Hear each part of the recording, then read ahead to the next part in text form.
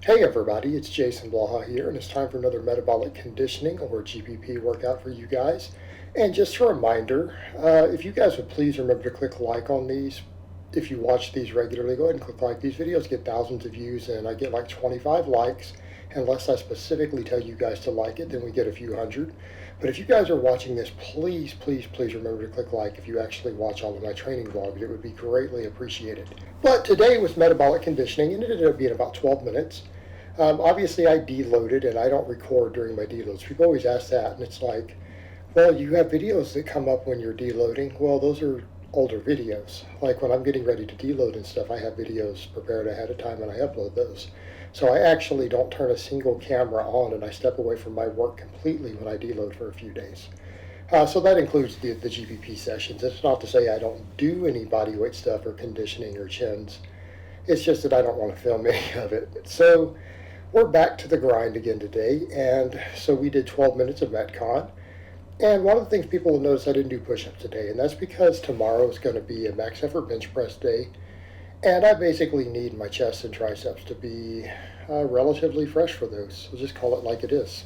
I tend to have benching days directly after my metcon days, even the 3 metcon days, and I want to try just a little bit of leaving the push-ups out or any sort of chest and tricep work, just so that I can go 100% on those days, because I'm doing a lot of pressing volume right now, and I want to be able to increase that. And I feel like doing that will let me do that, because I have 2 full days every week dedicated to just bench pressing and bench press muscles now. So I don't think that I need the metcon from that. And the thing to factor in is that these are all my big muscles getting work. Chin-ups, step-ups, glute ham raises pretty much work my entire legs, posterior chain, back, all of that. So we're getting plenty of that in there in addition to the normal amount of chin-ups I do. And this is all about just getting in shape anyways. It's about getting in shape. So, and the metabolic conditioning does have a muscle building component, but something that comes up with this is I've had some people say, well, some of these it looks like they're sub-maximal sets. How are you getting any growth from that? And it's like, well, it's not about maximizing growth. What we're getting is that we're doing resistance training as cardio. Okay, and so people have to remember that. Like sometimes they might be like, well, whatever doesn't look like the fullest range of motion. Other than that is my full range of motion on chin-ups. If you guys look, my scapula actually come apart. That's just with my arms up there as far as my elbows bend. All right, so the same thing, sometimes people think I have a little bit of arm bend on the deadlift. I don't. That's as far as my elbows lock out. And a 600-pound bar, and my arm isn't capable of locking it further. So if a 600-pound barbell can't lock it any further, we're not at any risk of injury. But people need to remember this is cardio, okay? Metcon work is cardio, and there's going to be a minor hypertrophic benefit to it. There's going to be some, but it's going to be much smaller than your normal training. It's going to be much smaller than your normal training. And some of it has to do with the fact that we're just working the muscles under resistance. But here's the thing to remember. When you think of traditional cardio, like LISS cardio or something like that, which I've largely come to the conclusion that LISS isn't really valuable for athletes unless it's sport specific, right? And that's the caveat we need to throw in. You know, people will say, well, what do you mean sport specific? If you're not going to be an endurance athlete, you don't need to train true LISS cardio.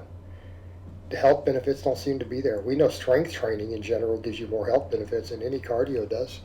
So any conditioning component that we're getting from cardio has some benefits based on the data, but it is smaller than the strength training. So by that same token, we also know that LISS cardio can be disruptive to muscle growth, disruptive to gains. And we saw that when I did my own cutting. Remember when I did my DEXA scans?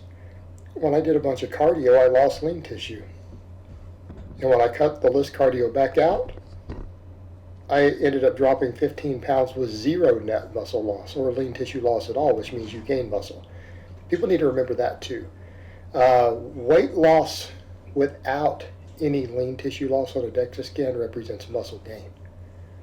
And that's something that's hard for people to grasp, and it's because fat loss causes lean tissue gain. Okay? If you get liposuction done, you will lose lean tissue.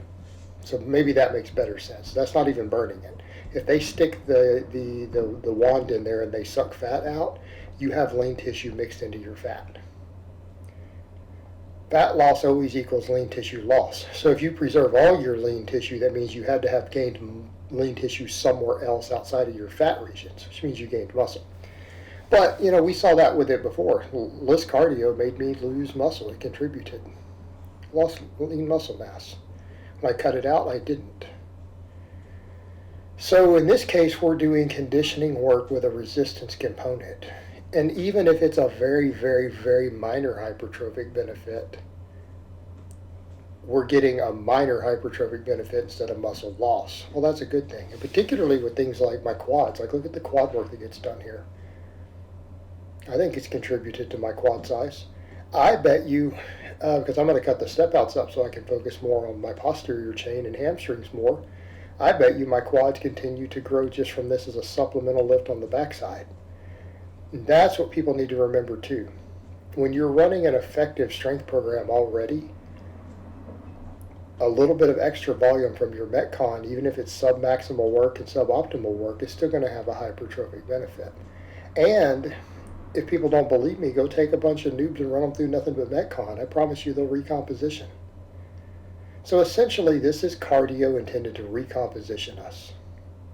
This helps with recomp. And that's come up too. People have said, well, how are you recomping? Well, this is part of it. This is part of how I'm recompositioning. I am burning through large amounts of calories through activity that stimulates muscle growth. I pretty much am hitting probably close to my maximum recoverable volume through most of my body at this point, between all my training modalities. And we're working different pathways, different rep ranges. Volume is very, very high. Intensity is obviously very high. And this is allowing me to eat more total food. Well, we're getting a large nutrient partitioning effect from that. So if you kick your maintenance calories way up and you barely stay within your recoverable volume, but your activity level is so high that you have to eat large amounts of calories, you're going to recomposition. Okay, and that's a lot of what's going on here, because my maintenance is 4,000 plus right now. And even though this little bit of metcon doesn't seem like a lot, it's cumulative, it adds up. And it's not just about the calorie burn when you do it, it's about the fact that several sessions of this every week continues to help with nutrient partitioning. It keeps your energy turnover up. And as energy turnover goes up from training, your NEAT goes up. Because what do we want to do? We want to just keep our general activity high. We don't want to be lazy. We don't want to sit around and rest. Okay, so if you increase calories and you increase activity, NEAT goes up. You tend to be more physically active in everything that you do. You get up and move more. You don't lay around and be as lazy. So you tend to just burn through more and more energy. So the whole point here is that we get our energy turnover through the roof. So this is one component of it. Then you factor through that you are torching through a bunch of calories in a short period of time. And some people will say, well, how many calories could this really be for this little 12 minutes? Well, keep in mind, I'm 220 pounds. I have a lot of lean tissue. I bet you if we were to DEXA scan it right now, my lean tissue could be as high as 190 pounds of lean tissue. Okay, that's not the same thing as a person who's a 190 lean. That means that if every drop of body fat was sucked off of me and I was 0% body fat, so less fat than a competitive bodybuilder, still looking at 190 pounds. Look at the size of my legs. So all of this stuff with the heart rate elevated and doing this activity is burning through a massive amount of calories. Then you're going to have the EPOC afterwards. Then you have to think in terms of nutrient partitioning. If my muscle tissue ends up needing massive amounts of calories all the time, again, we get a nutrient partitioning effect through the body. Okay, so all of this contributes to energy turnover, contributes to recomposition. Then the other factor to it, we get in better shape from it. If you're in better shape and you're conditioned and your cardiovascular system is conditioned and all your muscles have good capillary beds because you've done conditioning work like this, what happens? You can do more training. Our maximum recoverable volume goes up during our main training. So these little silly sessions, even though we might look at this and go, well, it's only 40, 45 minutes a week of doing this conditioning, when you think about the fact that it's strength-based and resistance-based conditioning, and you think about how that contributes to clearing waste products from training, this will increase the training volumes that you can handle. It increases work capacity. Well, if your work capacity goes up and your ability to recover goes up, you can do more training volume. And my training volume is pretty high at this point. Like my main 4 workouts, they're very high. Then, the 100 chin-ups every day. All right, 100 chin-ups every day on top of it, a lot of training volume. So if total training volume goes up, energy turnover goes even higher. Anabolic signaling goes even higher. Okay, we create maximum body recompositioning. In addition to being more fit, more healthy, more athletic, because if you have good conditioning to go with your strength, that makes you athletic. That improves general athleticism. And this is general athletic training. That's why we do GPP as part of Conjugate. It's a athlete's training system. And that's a point that needs to be made clear, and it's stuff I need to talk about a lot. This is a system of training that is, I agree with Louis Simmons, is the best way to train. No one said for powerlifting. Take that part out. That's never said in there. Powerlifting, being good at powerlifting is a side effect of being strong. You don't have to have a great deal of training specificity to be good at powerlifting. You just have to be strong. Well, if this is the best way to train for just general athletes, as a general template and concept, then that should hold true for powerlifters also. And what's been tested with it, that seems to be the case. Yeah, this was started for powerlifters. Not really, because a lot of it came out of the Russian data for their Olympic athletes. Then, of course, it worked for them, but then it applied to every other sport that's tried it. All right, this whole system of training applies to every sport that tries it. Because we're looking for optimized volumes for maximum strength, speed strength, conditioning or general physical preparedness, and then training volume and metabolic fatigue, which people would think of as hypertrophy work. So in other words, we are trying to get as maximally strong as possible, as fast as possible, with the best body composition possible, and as conditioned as possible. Well, that tends to make you good at just about any sport you get involved with that has a strength-based component, which is most sports. Okay? It's the best way to train. And I'm getting more athletic. I'm looking more athletic. And you got to remember how I used to look compared to even now. No, I don't look like a bodybuilder, but I think we mostly agree I look like an athlete now, and I will continue to improve.